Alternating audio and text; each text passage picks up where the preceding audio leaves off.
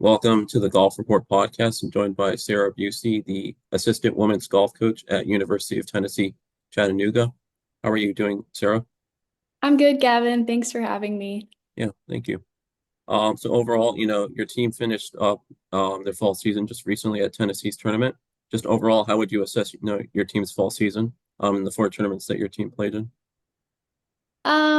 I would say that overall, I think we have a very talented team with a lot of potential. And Mhm.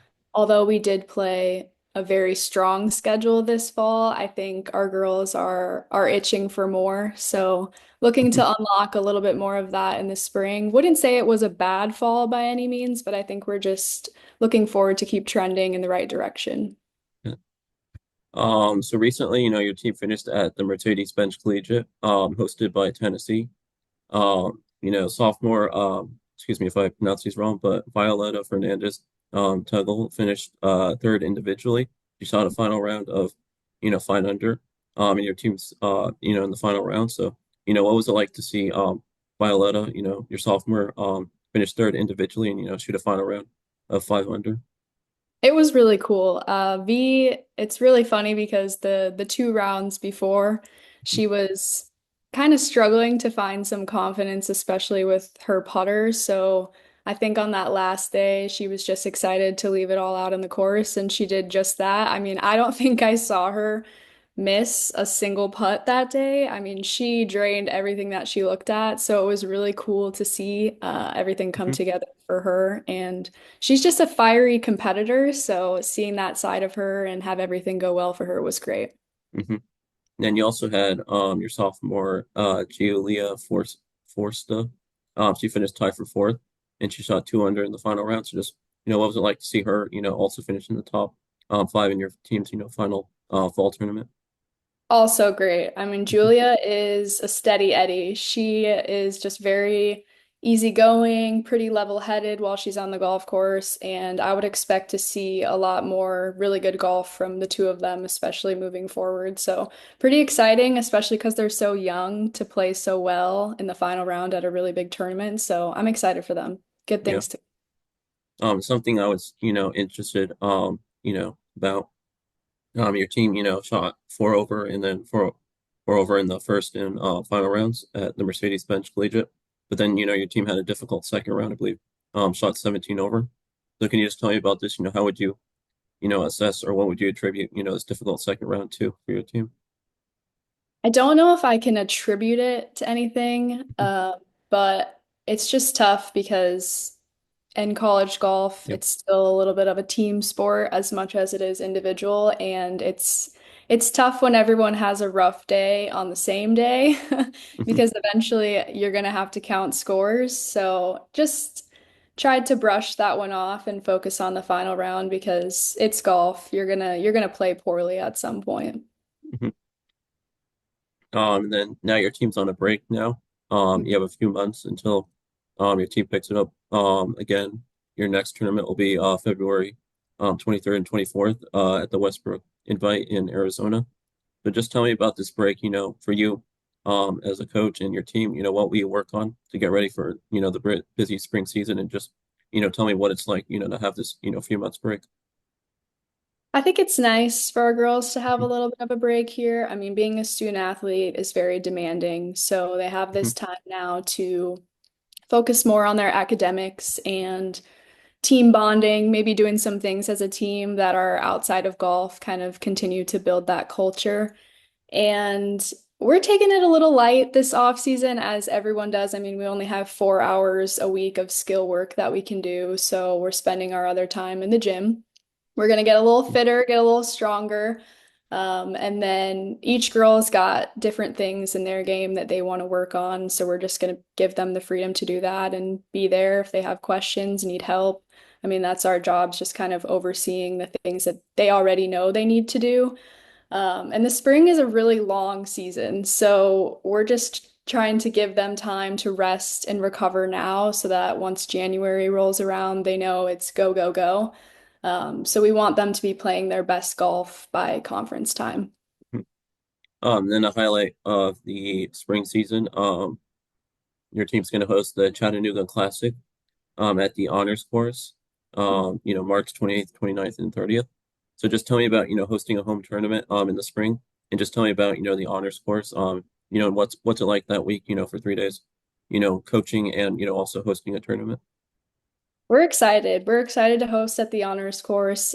We've got a very strong field coming in for that event. Likely a preview for a lot of those girls because the honors course is the site of the 2026 U.S. Women's Am.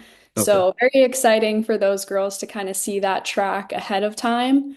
But we're also just excited to have them in Chattanooga, give them a little taste of the wonderful golf courses that we have access to here. So it's a little tedious sometimes to coach and host at the same time, but I mean, my hope is that I can at least let my boss do some coaching. So we're hoping to have everything prepared and ready to go by then so that we can do our job and help our girls play well. Mhm. And then your team, I have a very international team. You have, five international players from four different countries. So what's it like, having a very, international roster, players from, four different countries. And, with this break, I'm just interested to know, after final exams in December, will your international players, get to go home, or will they mostly, stay around campus, during the holiday, during the break, in the winter? It is unique having a Mhm. lot of internationals on the team, but it's also a really good thing, a good blend of cultures, and our girls get along really, really well. So we couldn't ask for anything more there. Um, but they do get to go home during break. They typically will leave after finals are over and then be back in January when school starts again, but still get to spend the holidays with their families. I think Thanksgiving is kind of the strange one because it's not as long as Christmas break. So I think sometimes they'll go on trips with each other here, just somewhere in the country, or come up with something else to do. But they do get to go home twice a year. Obviously, the summer is the bigger one, but yeah. Yeah. And then, can you tell me about the facilities your team has? I was, doing my research. You have the Player Development Center and the Short Game Center. But can you just tell me about the facilities that your team has? And, like the honors course, just some of the courses, your team, plays and practices at. Yeah, absolutely. We are very spoiled here Mhm. at Chattanooga. I mean, for a mid-major Division I school, we have everything that a Power Four at this point, Power Four school would have. Mhm. So we have the player development complex, which is, I mean, about 30 acres of land, I will say. Six different green complexes, a double-ended range. We've got a building on site. We've got a little area in the corner called the Loop, which is three actual playing holes that you can make really any length that you want, but they're typically played as par threes or par fours. Mhm. So you can get really creative. It's like a golfer's playground out there, and our girls love it. The men's team love it. I mean, it's great. It Mhm. also has its own superintendent. His name's Chip Ward, and he has a couple assistants that help him maintain that space. But it's really great to have people that are dedicated to that all the time because, I mean, the grass there is immaculate. So we're very excited to have it. And then the other thing we have is the Nest, which is our indoor facility, and that's actually on campus in McKenzie Arena. So that's more so for like we've got our TrackMan in there a lot. We've got a simulator in there. We've got the Sam Putt Lab technology. So that's more so for things of that nature. And maybe if we have bad weather a few days during the winter time, we'll have indoor practices. We've got areas to chip, big putting green in there. So it's kind of like your on-campus hub. The girls have lockers in there to store stuff, but the facilities are great. And then the golf courses, we rotate between three or four a week. But the honors course is one that we get to play primarily in the fall time. They do shut over the winter just to kind of maintain everything. But then they'll open up around the time that our home tournament is. And then Chattanooga Golf and Country Club is right across the river, so really close to campus. We play there once a week. Same with Black Creek, which is also great, and Council Fire, which we've hosted there in the past. So also a great track. Yeah. Let's talk about, last season, two highlights. First, your team got the win at the Chris Bannister Invitational hosted by Jack State and Mackenzie Cooper. Got the individual victory. So last season, what was it like for your team to get, this victory? And then what was it like for Mackenzie to win, individually? I think it was definitely a highlight for us as a Mhm. team in the spring, both for the team win and for Mackenzie individually. She had a great year last year. So I think we're just trying to find that again. I mean, that winning feeling is obviously really good. So we want to be able to replicate that as much as we can. Yeah. Then also, I grew up in Arizona, so I believe this is at Auction, Southern Dunes, but you played in the National Golf Invitational. So can you tell me about this tournament? How your team got in it and just, what was it like to compete in this tournament to conclude last season? It was great. We got an invite from Lance towards the end of the season, just with where I believe where our ranking was Mhm. towards the end. And I mean, they treat that golf tournament like a pro tournament. I mean, we had ice cream on the range and little mini dunes playing under the lights and that sort of thing. So the atmosphere was really cool. Our girls really enjoyed it. I think they would have wished they played a little bit better there, but overall, great experience. I would recommend it to anyone who gets invited in the future. And obviously, we hope to be at regionals this year, but if we happen to get another invite to the NGI, I think we'll go. Yeah. Can you, tell me a little bit about, you playing the Southern Conference Championship. Last year it was in Hilton Head. I believe this year it's going to be in Columbia. So can you just, tell me about your conference, some of the teams in your conference, and just your conference championship? Yeah, so our conference championship. The SoCon has some sneaky strong teams in there. We've got ETSU won it last year. Furman is a historically really good team, but we always go to conference feeling like if we play our best golf, we will have the opportunity to win. So I'm really hoping that we can continue that mindset and again, like I said earlier, get to conference and be playing our best golf so that hopefully we can come out with the win this year. Yeah.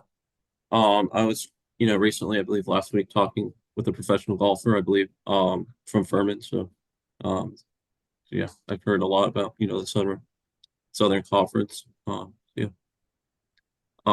So you grew up in Wisconsin, Racine, Wisconsin. Tell me about how you got started playing golf. What was it like, to win a, state championship in high school? It was really fun. Mhm. A little different being in Wisconsin because you don't get to play golf outside year round. So at some Mhm. point, you're putting the clubs up for a little bit, unless you want to go hit in a net somewhere. I started playing golf around 5 years old, I'll say, and everybody in my family plays. So mom, dad, brother, both sets of grandparents play golf. So I think it was just kind of natural that I started picking up a golf club. And then I played a bunch of other sports growing up, but golf was the one thing that just kind of stuck with me. So I continued it, pursued it obviously in college and all that. But growing up in Wisconsin and playing golf is a little bit more difficult than, say, somewhere like Arizona or even here in Tennessee, because this was before simulators were really all that popular. You didn't really have too many tools for playing inside. Yeah. Then you played at Santa Clara University. I'm interested to know, growing up in Wisconsin, what drew you to Santa Clara, for college? How was your time at Santa Clara? And then you also played at Old Dominion, as a graduate student. So, how was, tell me about, how you ended up at Old Dominion, as a graduate student. What was the transition like for you, going from Santa Clara to Old Dominion, as a graduate student? Yeah, so when I was going through the recruiting process in high school, I was looking for something that was going to challenge me both in athletics and in academics. I wanted to make sure that the degree that I got was valuable, and that is definitely Mhm. what I got at Santa Clara. So I'm very grateful for Coach Kelly giving me that opportunity to play for her and to go to school there. I had a great 4 years at Santa Clara. Unfortunately, COVID kind of interrupted a little bit of that, but I still really enjoyed my time. And after hearing about potentially getting a fifth year and all that stuff, I wanted to find another opportunity where I could finish a master's degree in 1 year. So that's kind of where Old Dominion came in the picture. They had that option for me, and Coach Mallory and Coach Rachel allowed me to go there and finish out my college eligibility with them. The transition was interesting. I mean, we just went from complete lockdown to getting back into things, and um, obviously a little different when you're somewhere for 4 years as opposed to just 1 year, but I really enjoyed both of my experiences and I met some amazing people along the way. Yeah. So a few things, I'm interested in. What were some of your favorite memories for playing college golf, and then what was it like, being a graduate student, like what did you study, in school? And then, can you just tell me about what it was like, being a graduate student, balancing your master's coursework and, being a college athlete? Yeah, so I got my master's in sport management. And Hmm. this degree at Old Dominion was half online, half in person. So I overloaded on all of my coursework so that I was able to finish this in 1 year. And that was followed by a summer internship after my eligibility was completed in the spring. So it took a lot of time management, which is not something that us student athletes are not used to, I guess. We're very used to it. So it was a lot of work, but I was very happy with, getting that degree. I learned a lot and being a graduate student in general, like you have a lot of experience being in the student athlete realm, so I felt like I was able to help my teammates in that regard. Hmm. And Sarah, how was the transition for you? You went undergraduate to Santa Clara in California, and then you went to Old Dominion in Virginia. So how Mhm. was the transition for you? Was it pretty easy, going across the country from California to Virginia, or was it, difficult at first? I wouldn't say it was difficult. I mean, I'm from Wisconsin, went to school in California, then went to Mhm. school in Virginia. Now I live in Tennessee. So I'm kind of just bouncing all over the country, seeing what I like and what I don't like. And so far, everything I've experienced has been great. I really like seeing different parts of the country. I didn't feel like the transition was too hard or anything like that. Everyone at Old Dominion was really welcoming. Everyone at Santa Clara was really welcoming. So I met some great friends in all places that I've been. Yeah. And do you still have, family in Wisconsin? Do you get to go back often? Is it difficult for you? You live in Tennessee now. Is it difficult, being away from, your home state, or, how's the move to Tennessee, has it been, easy for you? Yeah, the move has been good. I live here with my boyfriend, who is a professional golfer, and he's obviously traveling just as much as I am, probably Okay. way more. But I do get back home quite a few times throughout the year. It's nice. One of the perks of having a coaching job is the flexibility around the holidays. So definitely get to go home and see my family for Thanksgiving and Christmas, which is nice. It's only about like a 10-hour drive, so far, but manageable. And then my brother works in Chicago, so he's relatively close too. But it's nice to get everyone all together. Yeah. I mean, you mentioned your boyfriend's a professional golfer. Is that, living with, your boyfriend's a professional golfer, is that, easier, that your boyfriend, also golfs and, he understands, that you're away, a lot, for tournaments and things like that. I think we relate to each other a Mhm. lot on that subject. He's traveling, he's always talking about his golf swing. We're always watching swing videos, like breaking things down, all that stuff. But it is nice to live with someone who understands, and I think he probably feels the same because it is just a unique world that we're in. Yeah. So let's get back into your coaching career. After graduating, from Old Dominion, can you tell me what drew you to become a college coach? Did you know during your college days that you wanted to become a coach, or was, becoming a coach not initially, part of your plan? I really didn't know what I wanted to do when I Okay. graduated. So it wasn't something that I was like, yes, I want to be a college coach for sure. Hmm. But when I took that summer internship after Old Dominion, I was working in a pro shop at a country club in Wisconsin. And I think that's kind of when it hit me that I wanted to stay in golf in some fashion or another. So I then reached out to my two previous coaches at Old Dominion, just kind of seeing their dynamic. I knew it was something that I liked and that it was a possibility for me to pursue that. So I reached out to them for help, and they said they knew a few coaches that might be looking for assistance, and they just kind of guided me through that process, and that's kind of how I ended up here. Yeah. You mentioned you worked at a pro shop, so did you always know in some, capacity that you wanted to work in golf? Given that you worked, at a pro shop, after college? It was just kind of something that I wasn't ready to give up. It's not, Mhm. it's a big part of my life, and I wasn't ready to just like throw golf out the window, never touch a club again, anything like that. So I knew I wanted to stay in it. I just didn't know in what form. And so this is where I'm at now. Yeah. So you've been an assistant coach, since July 2022, at, Tennessee Chattanooga. So can you tell me, how has your experience been since July 2022? What have you learned, being an assistant coach, working, with Colette Murray, your head coach? What have you learned and just how has this, experience for the past few years? How has it been for you? I've really enjoyed my experience here. It's been great. Hmm. Colette has a ton of knowledge. I mean, she's been in this business for 18 plus years at this point. She started the program here at Chattanooga. So, getting to learn from her in areas of player development, starting a program, just relating to the girls in every way, shape, and form. I mean, she really knows all, it seems like. So I've really enjoyed my time getting to learn from her and just learn how things work in the coaching world. So a highlight of this past year, in September, qualified for and played in the U.S. Women's Mid-Amateur, in Boston at Rayburn Country Club. So you qualified, back in Wisconsin, in your home state. I believe you shot a 72. And I was Mhm. reading, it was over a year before you played a, competition, competitive round before the qualifying. So first off, can you just tell me about, what was it like to qualify for the mid-amateur? What was it like, getting back in, into competing, after a year off? It was really fun. It was Mhm. fun. That summer, I wasn't sure if I was going to compete at all, just because it's kind of unsure how much Mhm. practice you're going to be able to get in with Yeah. coaching and everything. So I committed to signing up for the Mid-Am qualifier, and I went up and qualified in Wisconsin, had my dad on the bag. And I think that was the most stress-free, carefree, most fun round of golf that I've had in a really long time.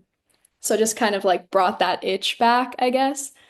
And then getting to play in the actual Mid-Am was really cool. My head coach from Old Dominion, Mallory Kane, she also qualified, so I played my practice rounds with her. It was really fun to see some old faces, to meet a lot of new people. I mean, that golf course, as you probably know, is a true test of golf. I mean, the green complexes are so firm and fast, and the rough was really thick and long. So you had to grind it out there, and that's exactly what I love about golf, and that's why I had so much fun. I'm looking Yeah. forward to hopefully competing in that again in the future. Yeah. So you made it through stroke play. I'm interested to know first about the stroke play. I believe you shot, an 81 your first round. Then you rebounded and shot, I believe, a 77. So just, tell me about, getting through stroke play and then, making it to match play and, rebounding after, an 81 probably was, a difficult round. Not what you would have hoped, but you rebounded pretty well, shot 77 and made it to match play. So just, tell me how stroke play went for you and, what was it like to make it to match play and, what was it like, to shoot, four strokes better from your first round to your second round? Yeah, absolutely. I mean, Hmm. I think the mindset going into stroke play on that golf course is you're going to make some Hmm. bogeys. You're probably going to have some things to not go your way. So to just make Yeah. as many pars as you possibly can and try to be level-headed about it. And that's exactly what I tried to do. It didn't exactly go my way, like you said, the first round, shot 81. Not my best stuff, but definitely grinded it out that second day. I mean, I felt like I shot three under shooting 77. The wind was up that second day. It was difficult. So to be able to do that definitely I was proud of myself for sure. Yeah. So then, you made it past the round of 64, and then in the round of 32, you lost, 4-3, to the eventual actual champion, Mhm. Hana Riskova. So, can you just tell me about, what was it like to make it through, the round of 64, and then, just tell me about getting to play against, Hana, what, stood out to her, that led her, you think to, win the tournament, be a USGA champion. Yeah. I was very excited to make it to match play. That was kind of my goal heading into the mid-am was just to make it to match play, and anything beyond that was just icing on the cake. So to make it to the round of 32 was cool. Playing against Hannah, she Yeah.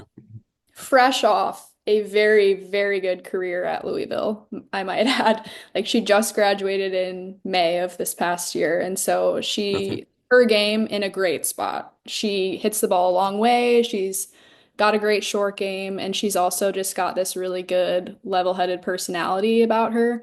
So she's a strong, strong player, and I'm very happy that the outcome was what it was for her. I mean, great playing. But yeah, I lost the first few holes pretty badly, Mhm. and I really battled for the rest of the round. I never truly gave up, but it just kind of burned those first few, and that's when it kind of got away from me. Yeah.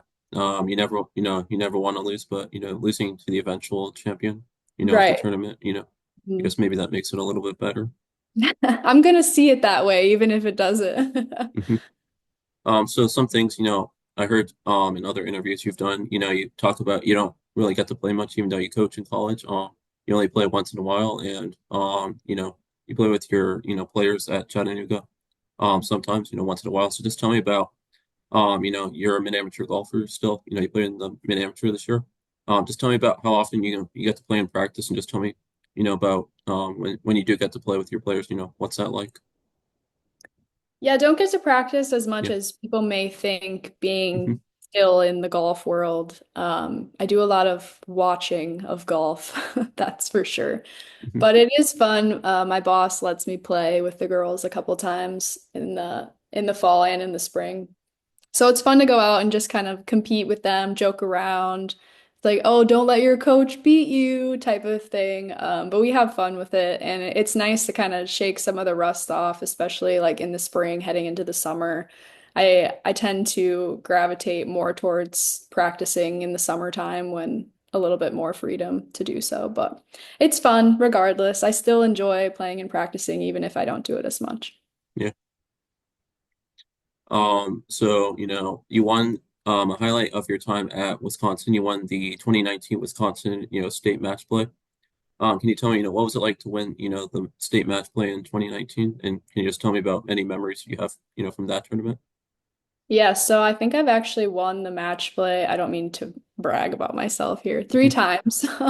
I love match play. Even when I lose, I love match play. I mean, it is just such a different side of competition that we don't really get to see too much in golf. There's not really a whole lot of that one-on-one aspect to it. So 2019 also, the 2019 summer for me was probably a highlight of my golf career.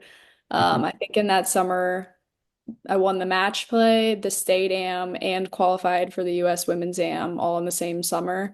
And so I was just kind of riding this high for the entirety of that time, and it was really fun. I just remember being super excited and just living it up, I guess. Yeah. And Sarah, can you tell me now, growing up in Wisconsin, what tournaments you got to play in, or what tournaments, you enjoyed playing, growing up in Wisconsin, or, right now you're an amateur golfer and, a college coach. Can you just tell me about, whether it was, outside of, college, just any tournaments, you got to play in, amateur or, outside of college, just any tournament you played in? In my junior career, I stayed pretty close to home, I guess. I didn't really do a whole lot of traveling for that, which is kind of uncommon. You see everyone nowadays playing in all these AJGAs and everything. I still don't find that entirely necessary, especially from a recruiting standpoint. But amateur career in general, I mean, playing in the US Women's Am was spectacular. That was at Old Waverly in Mississippi in 2019, and that golf course it's something special. It's kind of just like randomly in the middle of Mississippi, and it's great. Hmm. So that was definitely a notable experience.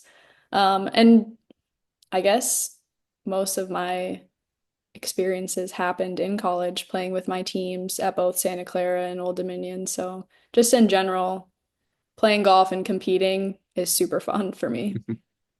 Yeah. So a few more questions I thought of. You're an assistant coach right now, so I'm interested to know, what are some of your plans and goals with your coaching career? Do you have any, future plans with your coaching career? Like, is your goal, someday to eventually, become a head coach and, lead your own program? Or have you not thought, about being a head coach someday? I'm still kind of unsure in that regard. Mhm. I'm really enjoying where I'm at and enjoying learning from the people that I have around me right now. But I'm trying not to get too far ahead of myself. I obviously really like being around the game of golf, and I want to continue doing that for as long as I can. So unsure what the cards are, what this job, this career has in store for me, but I'm excited to see what the future holds for sure. Yeah. So what have, you've been a coach since, 2022. What have been some of your favorite memories and, what are some of the most special things to you, about getting to be a college coach? Yeah, there's a lot of special things about being a college coach. I mean, I think a lot of the Mhm. fun happens off the golf course too. I mean, our van rides are pretty fun. Just team bonding activities in general, being with the girls at practice every day, cracking jokes with them. But I also think one of my favorite parts is when we travel to tournaments and having that on-course dynamic with each one of them because when you're on course, you don't treat your players or don't go up to them in the same manner. Some of them are more business, give me the number, give me the line, give me the wind direction. Okay, there you go. Go do it. And then others, maybe they need a little bit more of a side chat going on. Maybe you crack a joke with them or talk about something completely outside of golf. And I think just recognizing that with each player and having that relationship with each one of them is really special. So definitely the building relationships aspect of it is my favorite. Yeah. I didn't think about this, but talk to me more about, building relationships, how fun that's been for you and just, how important is that as a college coach? It's been super fun, and I think it's very important. I mean, me being on the younger side, obviously, I feel like I have a little bit more of a relatability aspect to them, having graduated pretty recently and having gone through very similar experiences to them. So I like it when they come up to me and ask me questions or life advice or really anything like that because as much as we are golf coaches and we're very focused on the golf aspect of their lives, I mean, we're seeing them grow in every aspect. So it's just cool to see. I'm really excited to keep in touch with some of them as they continue on and hopefully even in their pro careers and things like that. So it's exciting.